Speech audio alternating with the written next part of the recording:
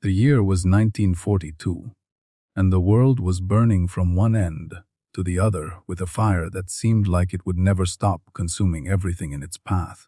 The Japanese Empire had swept across the Pacific Ocean like a tidal wave of destruction and death, leaving behind shattered ships and broken dreams in every direction you could possibly look. Young American boys, who had never been more than 50 miles from their hometowns, were suddenly finding themselves on tiny islands they could not pronounce, fighting an enemy they did not understand, and dying in numbers that the newspapers back home were too afraid to print.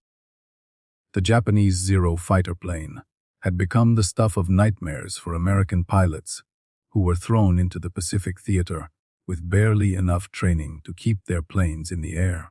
This legendary aircraft could turn on a dime, climb like a homesick angel, and was flown by pilots who had years of combat experience from the war in China under their belts. The American pilots called the Zero the Angel of Death, because that was exactly what it was. A beautiful and terrible instrument of destruction that seemed to appear out of nowhere and disappear just as quickly after leaving burning American planes, falling toward the ocean below. The P-38 Lightning was supposed to be America's answer to the Zero, but something was terribly wrong, and everyone knew it even if nobody wanted to say it out loud. The Lightning was a gorgeous machine with 2 engines, twin-tail booms, and enough firepower to tear apart anything that got in front of its guns in a matter of seconds. On paper, the P-38 should have been more than a match for the Zero, but paper does not bleed and paper does not die, and the reality of combat was telling a very different story. Every week the casualty reports would come in, and every week the numbers would be worse than the week before, and the generals were starting to panic behind their closed doors. The pilots were losing faith in their machines, and when a pilot loses faith in his machine, he is already halfway to becoming another statistic in a long list of the dead. Morale was crumbling like a sandcastle at high tide, and something needed to change before there were no pilots left to fly the beautiful planes that were being churned out by American factories. On a small island in the Pacific that was so insignificant it barely had a name, there was an airstrip carved out of the jungle by men who worked until their hands bled. This strip of packed dirt and crushed coral was home to the 47th Fighter Squadron, and the men stationed there had started calling it purgatory because it felt like they were trapped between heaven and hell. The humidity was so thick you could practically drink the air, and the insects were so vicious that the men joked they should be given combat medals for surviving the mosquitoes alone. The squadron commander was a 28-year-old major named James Edward Richardson, who had grown up on a farm in Kansas and had dreamed of flying since he saw his first airplane at a county fair when he was just 6 years old. Major Richardson had the kind of face that inspired confidence in the men who served under him, with steady blue eyes and a jaw that looked like it had been carved from granite by someone who knew what they were doing. But behind those confident eyes was a man who was slowly being crushed by the weight of all the letters he had to write to mothers and fathers and wives and children back home. Every time one of his pilots did not come back from a mission, Richardson would sit alone in his tent and write a letter that tried to make sense of something that would never make sense. He would tell the families that their son or husband or father died bravely in service to his country, and that his sacrifice would never be forgotten. But what he could not tell them was that their loved one had died because their plane could not turn fast enough or climb quick enough to escape the Zero that was on their tail. There was a young lieutenant named Tommy Patterson who had arrived on the island just 3 weeks earlier with a smile on his face and a photograph of his girl back home tucked into his flight jacket. Tommy was barely 20 years old, and he still had the optimism of youth that made the older pilots want to protect him like a younger brother. He would talk endlessly about how he was going to go home after the war and marry his sweetheart and open a hardware store in the small town where they both grew up and live happily ever after. Major Richardson had seen that optimism before, and he knew how quickly this place could crush it out of a young man like juice being squeezed from an orange. He tried to keep Tommy close during missions, and he tried to teach him everything he knew about surviving in the deadly skies above the Pacific. But there was only so much he could do when the planes they were flying seemed determined to get them all killed, no matter how skilled or careful they tried to be. Among the ground crew that kept the P-38s flying was a collection of men who had come from every corner of America to serve their country in the only way they knew how. There were former automobile mechanics from Detroit and tractor repairmen from Iowa, and shade tree mechanics from small towns that nobody had ever heard of. These were the unsung heroes of the war, the men who worked through the night in sweltering heat and pouring rain to make sure the planes were ready when the sun came up and the missions had to fly. One of these mechanics was a 34-year-old man named William Foster, who everyone on the base simply called Billy, because that was what his mother had called him when he was a boy. Billy had hands that were permanently stained with grease and oil, hands that had been working on engines since he was old enough to hold a wrench in his father's garage back in Oklahoma.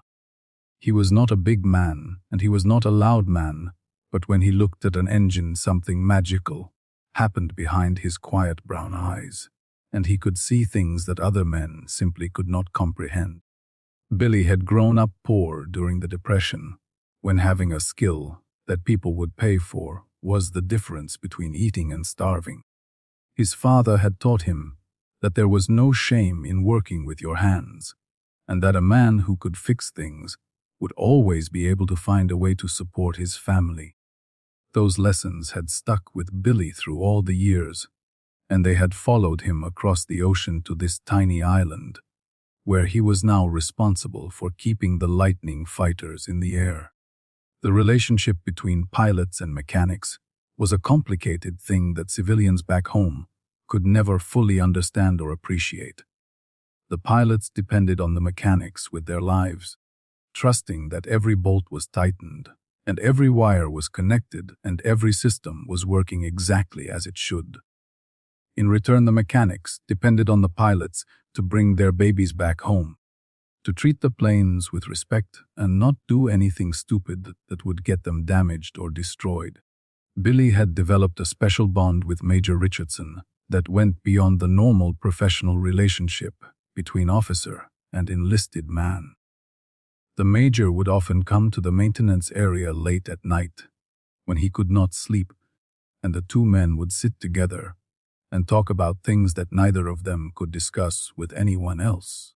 Richardson would tell Billy about the fear that lived in his gut before every mission, and Billy would tell Richardson about the guilt he felt every time a plane did not come back. One night about 6 weeks after Billy had arrived on the island, the major came to see him with a bottle of whiskey that he had been saving for a special occasion. Richardson sat down on an empty oil drum and poured 2 glasses and handed one to Billy without saying a word for a long moment.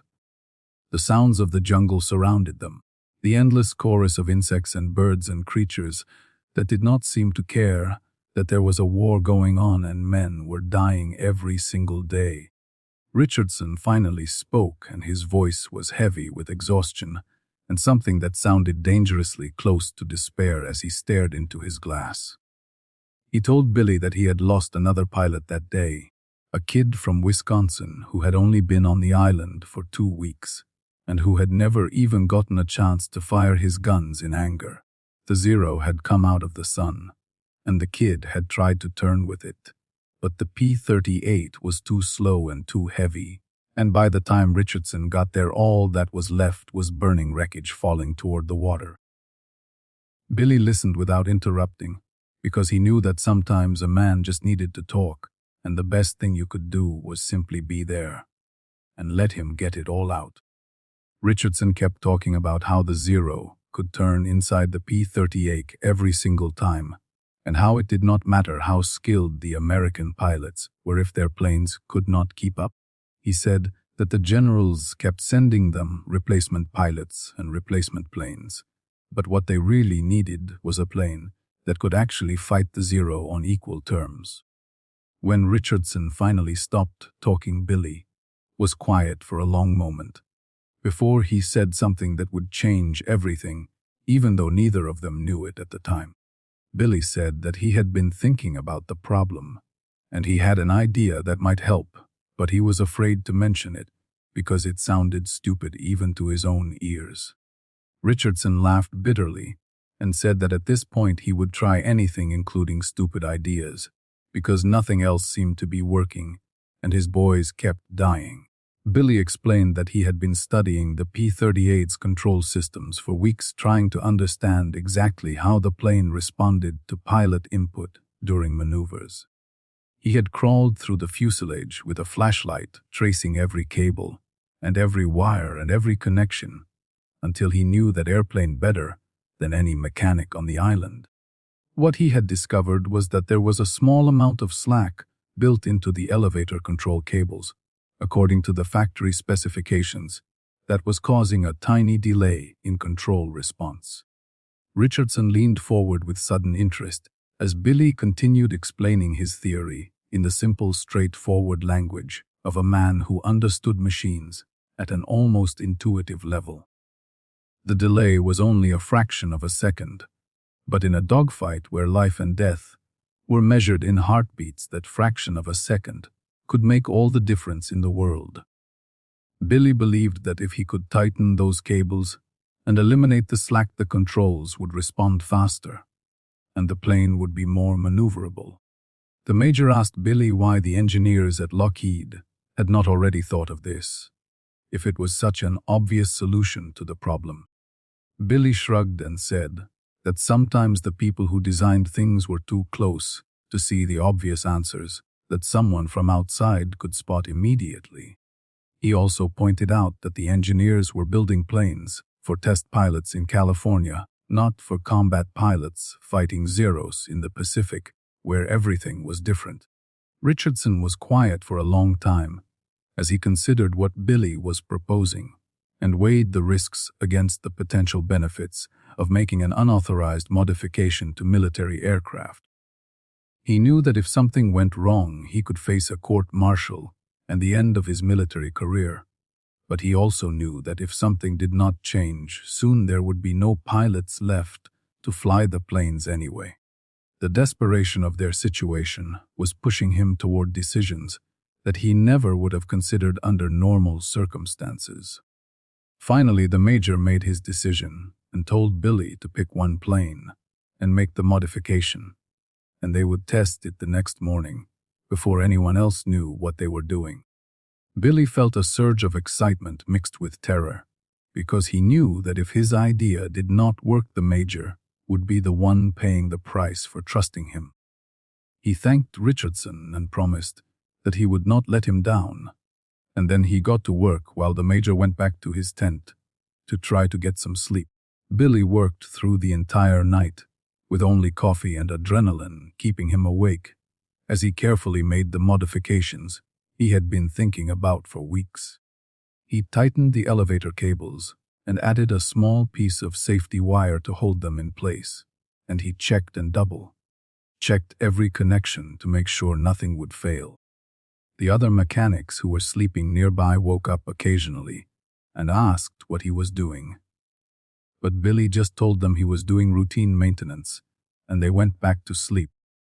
When the first light of dawn began to color the eastern sky, Billy was finished, and he stood back to look at his work with a mixture of pride and anxiety. The modification was so simple that it was almost embarrassing, just a slight adjustment to existing components that anyone could have done if they had thought of it. But simplicity did not mean it would work, and Billy knew that in a few hours they would find out whether his stupid idea was going to save lives or end his friend's career.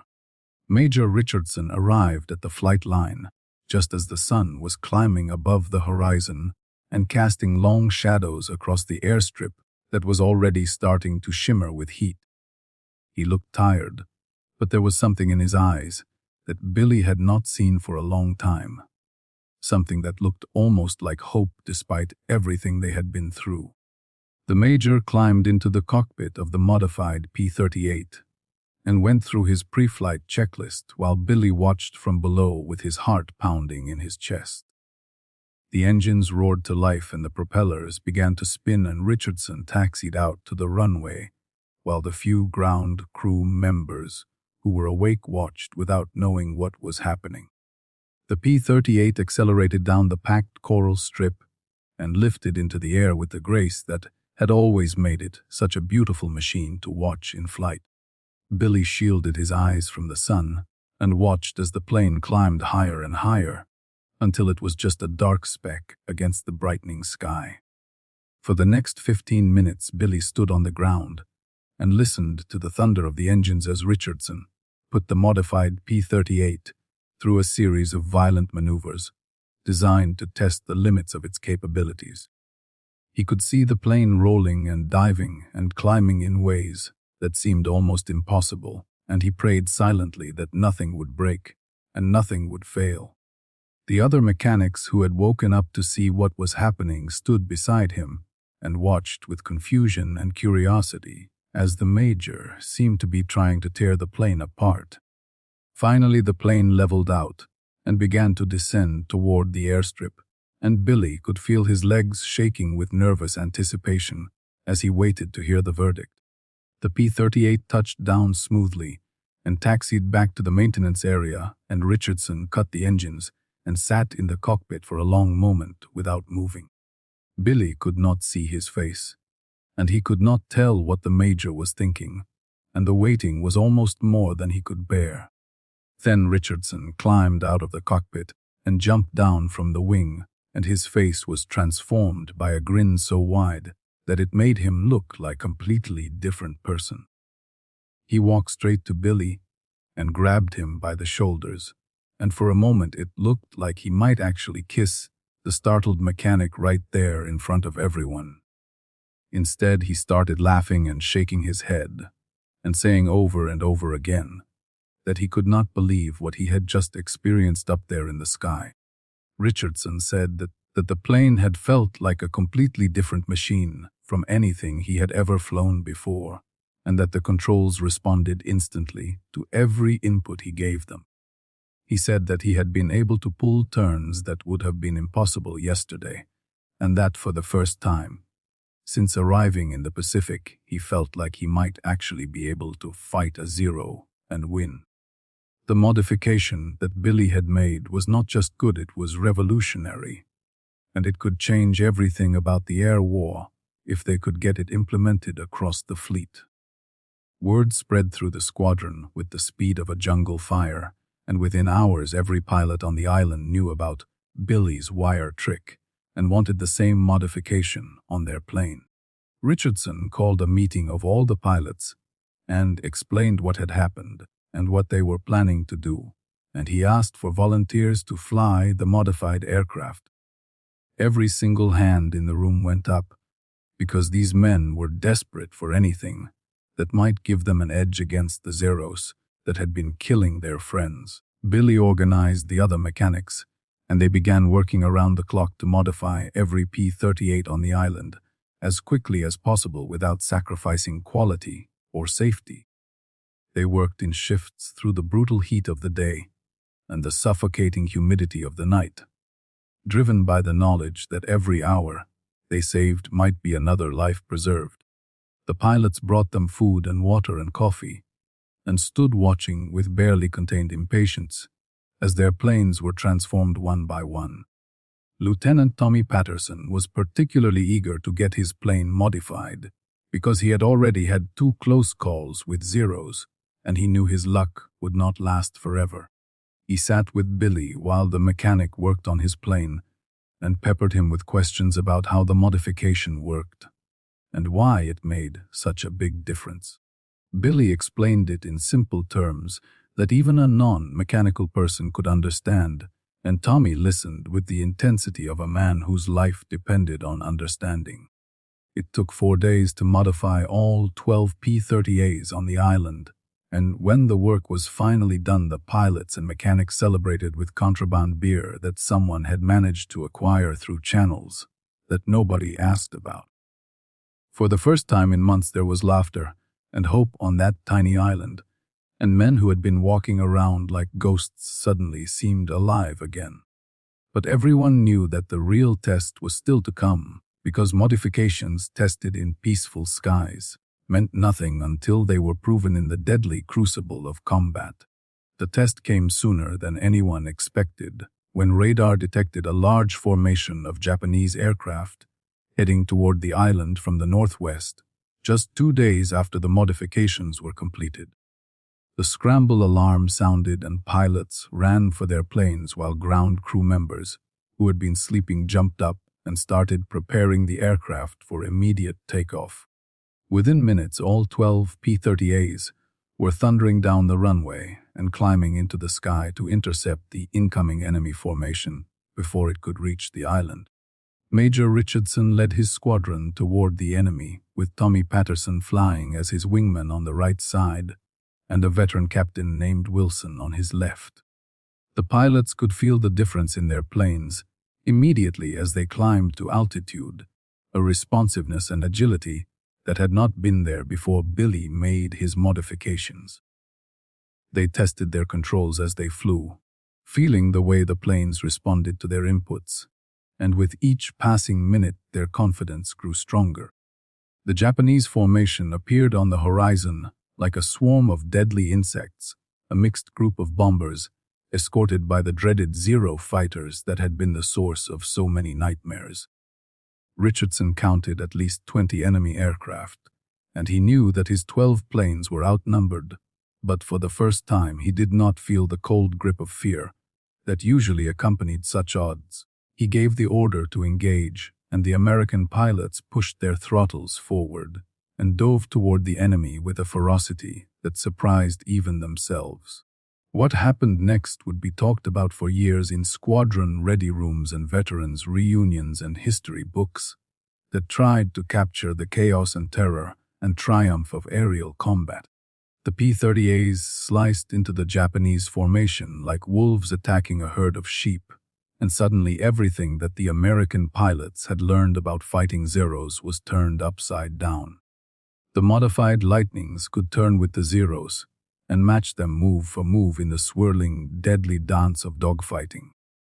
Lieutenant Patterson found himself on the tail of a Zero that was twisting and rolling in a desperate attempt to shake him. But the young pilot matched every maneuver with ease. He remembered everything Billy had told him about the modification and how it worked, and he trusted his machine completely as he lined up his shot.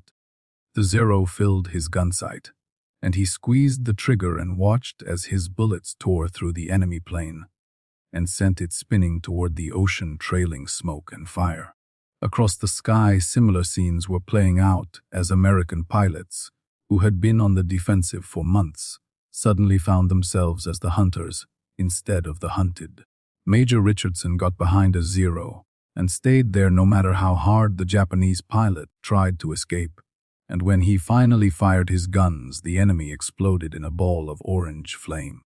The radio was filled with excited voices calling out kills and positions and warnings as the battle raged across miles of empty sky.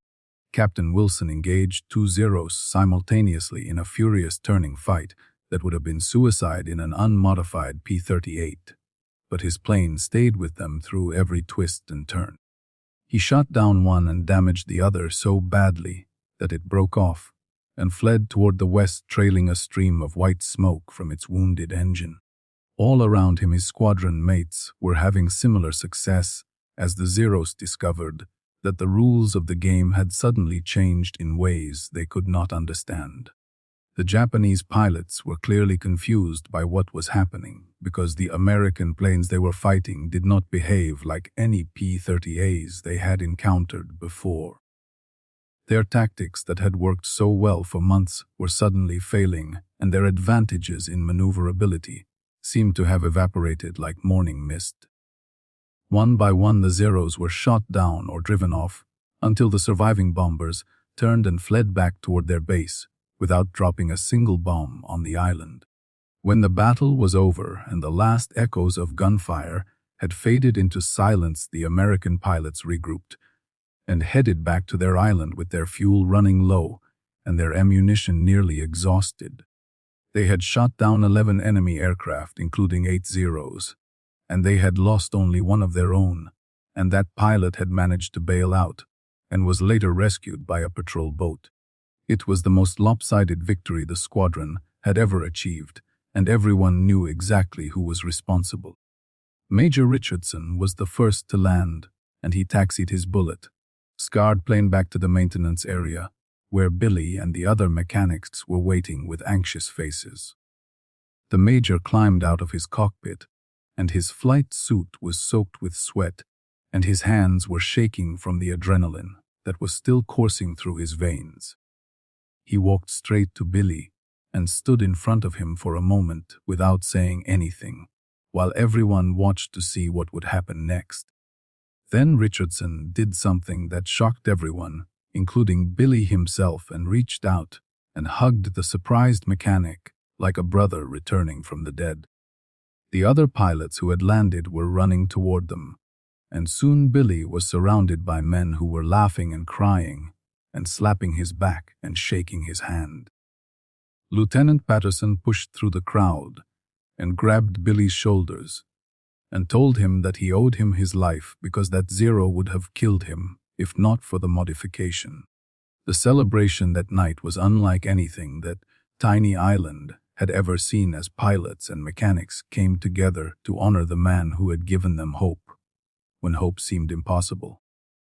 Someone produced a guitar and someone else produced more of that mysterious beer, and songs were sung that ranged from patriotic anthems to bawdy barracks ballads that would have made their mothers blush. Billy sat in the middle of it all, looking embarrassed and pleased and slightly overwhelmed by the attention he was receiving. Major Richardson stood up and called for silence, and the crowd slowly quieted down until the only sounds were the eternal chorus of jungle creatures in the darkness beyond the lights. He raised his glass and proposed a toast to Billy Foster, the man who had done what generals and engineers and experts had failed to do, and had given them a fighting chance. Every man present raised his glass and drank, and when they were done they cheered until their throats were raw, and the sound echoed across the water. The word about what had happened on that tiny island spread through the military communication networks faster than anyone expected, and soon people far up the chain of command were asking questions. Reports were written and sent up to headquarters, and officers who had never heard of Billy Foster were suddenly very interested in learning everything about him and his modification. The military bureaucracy that usually moved slower than a turtle crossing a road suddenly found a new gear when it came to something that might save lives. A team of engineers was dispatched to investigate the modification, and they arrived on the island expecting to find something complicated and sophisticated that would require months of testing and evaluation. Instead, they found a simple adjustment to existing components that any competent mechanic could perform in a few hours with tools that were already available. The chief engineer was initially skeptical, but after flying in a modified P-38 himself, he became a passionate advocate for implementing the change across the entire fleet. The official approval process that normally would have taken months was compressed into weeks, as officers who understood the urgency pushed the paperwork through at unprecedented speed. Orders went out to every P-38 squadron in the Pacific Theater, directing them to implement Billy's modification immediately and providing detailed instructions on how to perform the work. Mechanics who had never met Billy Foster were suddenly learning his name and his technique and passing the knowledge along to others.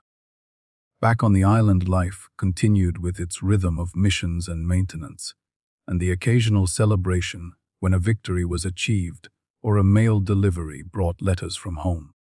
The squadron continued to score impressive victories against the Japanese, and the pilots, who had once felt like condemned men, now flew with confidence and aggression. The kill ratios that had been so discouraging just a few months earlier were now shifting dramatically in favor of the Americans. Lieutenant Patterson became one of the most successful pilots in the squadron, and he credited Billy's modification with saving his life on multiple occasions during the following months.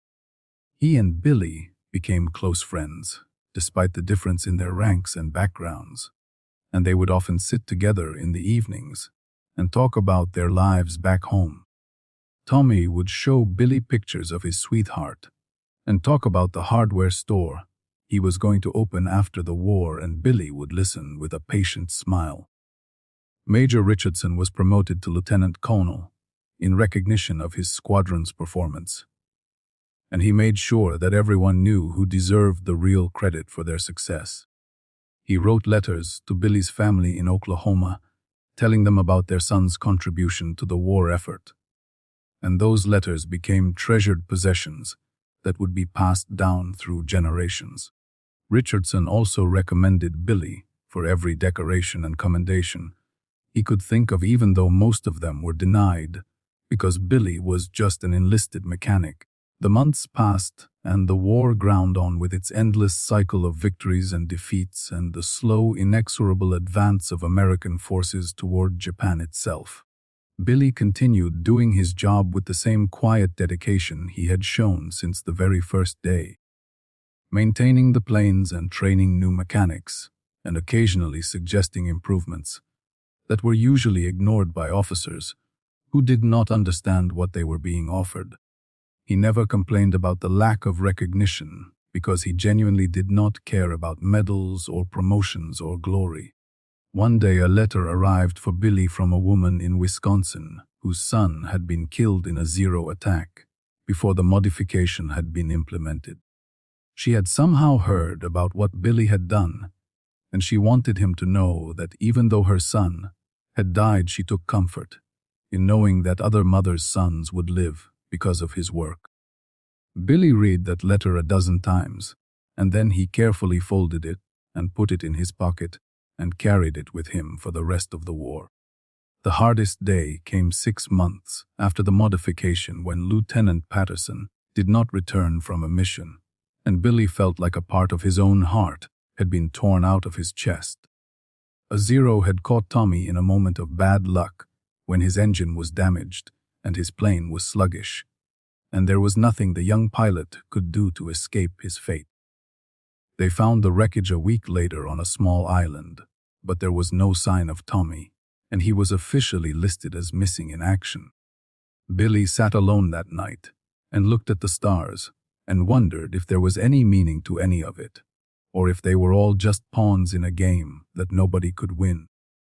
He thought about Tommy's sweetheart back home, who would receive a telegram that would destroy her world, and about the hardware store that would never be opened. The modification had saved so many lives, but it had not been able to save the one life that Billy had come to care about more than almost any other. Major Richardson found him sitting there and sat down beside him without saying anything for a long time, while the jungle sounds surrounded them. Finally, Richardson spoke and said that Tommy had shot down 2 Zeros before they got him, and that he had died fighting like the warrior he had become. He said that every day Tommy had lived past that first modification flight was a day that Billy had given him, and that those days had meaning and value, even if they had ended too soon. Billy nodded, but did not speak, and Richardson understood that some grief was too deep for words, and the only thing to do was simply be present with another person in their pain. They sat together until the sun began to rise, and then they both went back to work, because the war did not stop for grief, and there were planes that needed to be maintained and missions that needed to be flown. But something had changed in Billy that night, and the spark of enthusiasm that had driven him was now mixed with a sadness that would never completely fade. The war finally ended in August of 1945 with the dropping of 2 atomic bombs on Japan that killed more people in moments than had died in years of conventional fighting. Billy heard the news while he was elbow deep in an engine, and he stopped what he was doing and stood there in silence, while the other mechanics cheered and celebrated around him. He thought about all the men who had not lived to see this day, and he wondered if they would think the price had been worth the victory. The journey home was long and slow as ships and planes carried millions of soldiers and sailors and airmen back to a country that was waiting to welcome them as heroes. Billy stood on the deck of a transport ship and watched the coastline of California appear on the horizon, and he felt a strange mixture of joy and emptiness that he could not explain. He was going home, but he was not the same man who had left, and he knew that the life he had known before the war was gone forever. Oklahoma looked exactly the same as it had when Billy left, but everything felt different somehow, like he was seeing it through the eyes of a stranger who happened to share his memories. His parents were older and grayer, and his mother cried when she saw him and held him so tight that he could barely breathe. His father shook his hand and looked at him with eyes that understood more than words could say, because he had served in the First War and knew what his son had been through. Billy opened a small garage in his hometown just like he had always planned, and the work kept his hands busy and his mind occupied during the long days and lonely nights. Veterans would sometimes stop by when their cars needed work, and Billy would recognize them by the look in their eyes, even if they had served in different theaters. They would talk about mundane things like engines and weather, but there was always an unspoken understanding between them that civilians could never fully share. Lieutenant Colonel Richardson visited Billy once in 1950, driving a brand new Chevrolet that he said was a gift from his wife for their 10th wedding anniversary. The two old friends sat on the porch of Billy's garage drinking beer and watching the Oklahoma sunset paint the sky in colors that reminded them both of burning planes falling toward tropical waters. They talked about the men who had made it home and the men who had not, and they raised their glasses in a silent toast to absent friends. Richardson told Billy that his modification was still being taught at military flight schools as an example of practical problem solving under combat conditions. Engineers and officers would study the case and write papers about it, but most of them missed the real lesson, which was not about wires or cables, but about listening to the people who were closest to the problems. Billy just laughed and said that he was just a mechanic who got lucky, and Richardson shook his head and said that luck had nothing to do with it. The years passed and Billy got married to a quiet woman named Sarah, who worked at the diner down the street, and who loved him without needing to understand everything about his past. They had 3 children who grew up playing among the tools and car parts that filled their father's garage, and who learned to love machines almost as much as he did. Billy taught them the same lessons his father had taught him about the value of working with your hands and the satisfaction of fixing things that were broken. Sometimes late at night, when the children were asleep and Sarah was reading in the bedroom, Billy would sit on his porch and look at the stars and think about the men he had known during the war. He would think about Major Richardson and Lieutenant Patterson and all the other pilots and mechanics who had become his brothers during those terrible, wonderful years. The memories were fading now like old photographs left in the sun, but the emotions attached to them remained as vivid as ever. Billy received letters occasionally from men who said that they had survived the war because of his modification, even though they had never met him personally. These letters came from all across the country, and sometimes from other countries where American pilots had served with their Allied counterparts. Billy kept every single letter in a box in his closet, and sometimes he would read them when he needed to be reminded that his life had meant something beyond the small circle of his everyday existence. In 1965, Billy received a special invitation to attend a reunion of Pacific Theater veterans in Washington, D.C., where he was scheduled to receive a long overdue recognition for his contribution to the war effort. He almost did not go because he hated attention and ceremonies, and he did not think he deserved any special treatment for simply doing his job. But Sarah convinced him that it was important for their children to see their father honored, and Billy reluctantly agreed. The ceremony was held in a grand ballroom filled with old men who had once been young warriors, and who now walked with canes and hearing aids, and the quiet dignity of those who have seen too much. Billy sat in the audience and listened to speeches about sacrifice and duty and courage, and he felt uncomfortable with all the formal words that seemed to miss the simple reality of what they had experienced. He just wanted to find his friends and talk about the old days, and maybe share a drink in memory of those who were gone. When they called his name, Billy walked to the podium with the slow, careful steps of a man who was not used to being in the spotlight. A general with stars on his shoulders shook his hand and presented him with a medal that sparkled in the lights and made him think of the sun reflecting off the wings of a P-38 on a tropical morning. The applause was thunderous, and Billy looked out at the sea of faces and saw men he recognized and men he did not, and he felt a lump forming in his throat. He tried to say something, but the words would not come, and he just stood there, holding the medal, and looking at all those faces that had survived because of something he had done so many years ago. Finally, he managed to speak, and his voice was rough with emotion, as he said that the real heroes were the men who never came home, and that he was just a mechanic who did his job. The applause grew even louder, and somewhere in the crowd a voice shouted out that Billy Foster was a hero too, whether he wanted to be or not. After the ceremony, Billy found himself surrounded by men who wanted to shake his hand and tell him their stories and thank him for saving their lives or the lives of their friends. He listened to each one with the same patient attention he had always shown, and he asked questions about their families and their lives and what they had done after the war. These conversations went on for hours until Billy was exhausted, but he did not want to leave because each story was a thread in the great tapestry of their shared experience.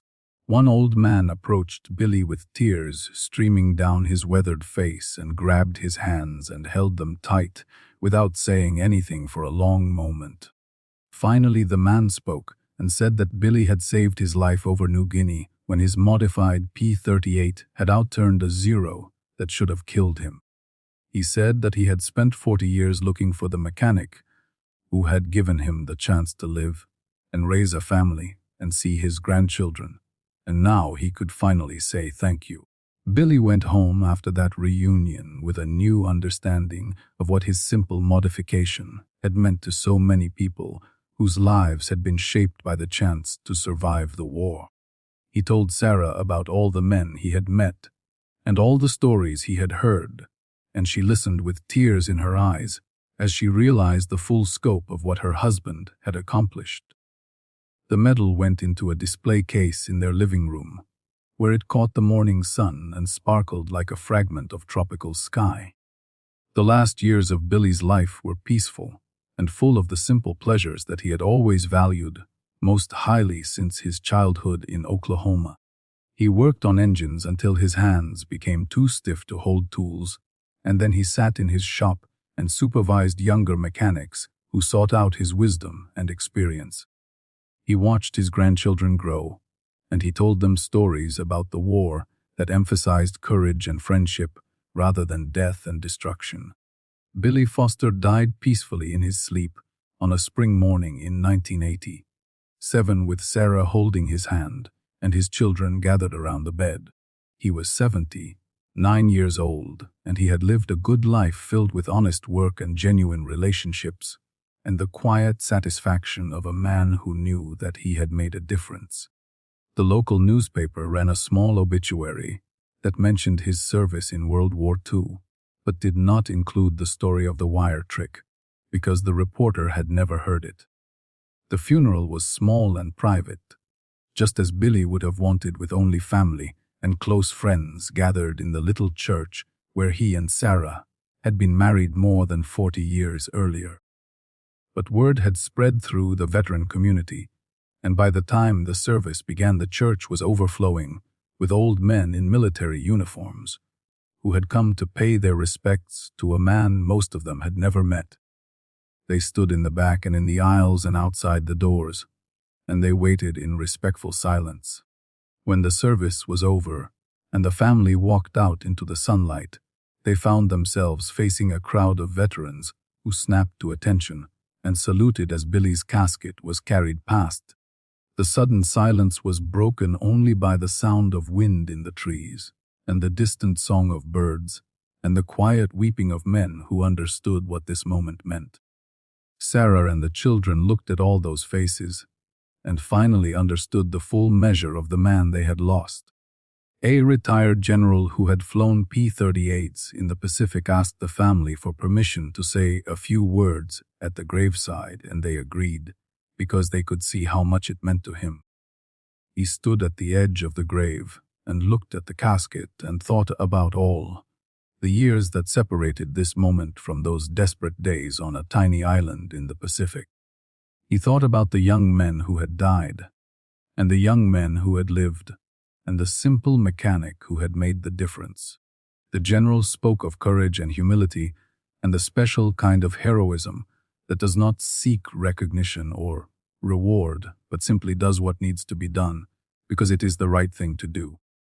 He spoke of the hundreds of pilots who had survived the war because of Billy Foster's innovation, and the thousands of children and grandchildren who existed because their fathers and grandfathers had come home. He spoke of the ripples that one person's actions can send through time, touching lives that will never know the source of their good fortune.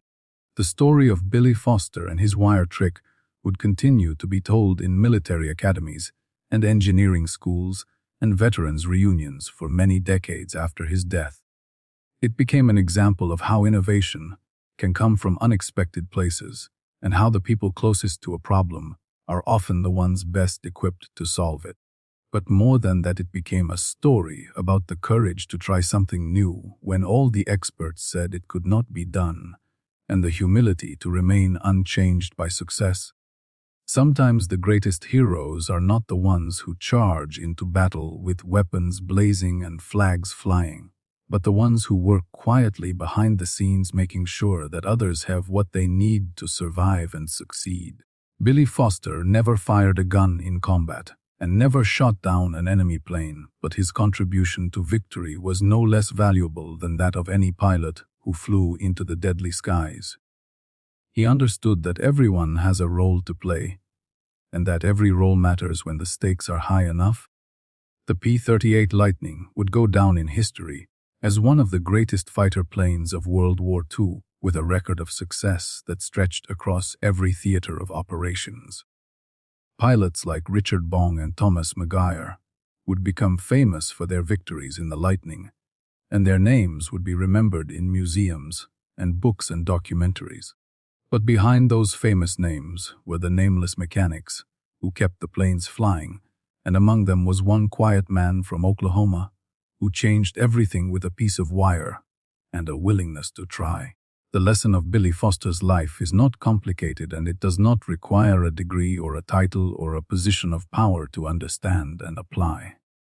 It is simply this, that every person has the potential to make a difference if they are willing to observe carefully and think creatively and act courageously when the moment arrives. The size of your contribution is not determined by your rank or your education, but by your willingness to use whatever gifts you have in service of something larger than yourself. War brings out the worst in humanity, but it also reveals the best, and the story of Billy Foster is a reminder that ordinary people are capable of extraordinary things when circumstances demand it. He did not set out to be a hero, and he never considered himself one, but his legacy lives on in every life that was touched by his simple innovation, and in every family that exists because a pilot came home from the war. That is the measure of a life well lived and a gift freely given. So the next time you face a problem that seems impossible to solve, remember the mechanic on the tiny island who refused to accept that nothing could be done.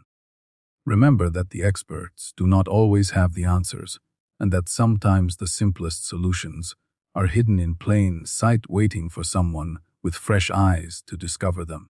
Remember that courage is not the absence of fear, but the determination to act despite fear, when something important is at stake. And remember above all that one person can make a difference that echoes through generations, touching lives in ways that can never be fully measured or understood. Billy Foster proved that truth on a small island in the Pacific Ocean more than 80 years ago, and his proof stands eternal. The smallest act of dedication and creativity can change the course of history, because history is not made only by generals and presidents, but by ordinary people who refuse to give up. The skies above the Pacific are peaceful now, and the jungles have reclaimed the airstrips where young men once lived and died in service to their country. The P-30As are museum pieces, and the Zeros exist only in photographs, and the men who flew them are almost all gone now. But the spirit of innovation and determination that Billy Foster embodied lives on, in everyone who looks at an impossible problem and says there has to be a way and then finds it. Some heroes are born and some heroes are made, but the best heroes are the ones who simply do what needs to be done without thinking about heroism at all. Billy Foster was that kind of hero, and his story deserves to be remembered not because he wanted to be remembered, but because we need to remember that people like him exist. They are all around us working quietly and asking for nothing, and making the world better one small improvement at a time. In the end, what Billy Foster taught us is not really about airplanes or wires or the technicalities of flight control systems that most people will never understand anyway. What he taught us is about human potential and the power of a single determined individual to change outcomes that everyone else had accepted as inevitable. He taught us that the size of your contribution is not determined by your title, but by your heart, and that ordinary people can accomplish extraordinary things. That is the legacy of the mechanic from Oklahoma who never wanted to be famous and who spent his last decades fixing cars and telling stories to his grandchildren. That is the truth that Billy Foster discovered on a tiny island in the Pacific, and that he carried with him for the rest of his life, without ever fully understanding its significance. And that is the message that his story carries across the years to everyone who has ever doubted their own ability to make a difference in a world that seems too big and too complicated to change. Because the world is changed not by those who wait for permission, but by those who see a problem and decide to solve it regardless of what anyone else thinks. The world is changed by mechanics and teachers and nurses and farmers, and all the ordinary people who do extraordinary things in the course of their ordinary lives. The world is changed by people like Billy Foster who never asked to be heroes, but who became heroes anyway, because that is what the moment demanded. So whenever you feel small and powerless, and convinced that nothing you do could possibly matter in the grand scheme of things, remember the story of the wire trick. Remember the mechanic who looked at an impossible problem and found a simple solution that the experts had missed. Remember that you have the same potential inside you waiting to be discovered, and that all it takes is the courage to try and the persistence to keep trying until you find the answer. That is the gift that Billy Foster left behind, and that is the truth that his story will continue to teach, for as long as people remember that one ordinary man changed the course of a war with nothing more than a piece of wire and an unwillingness to accept defeat.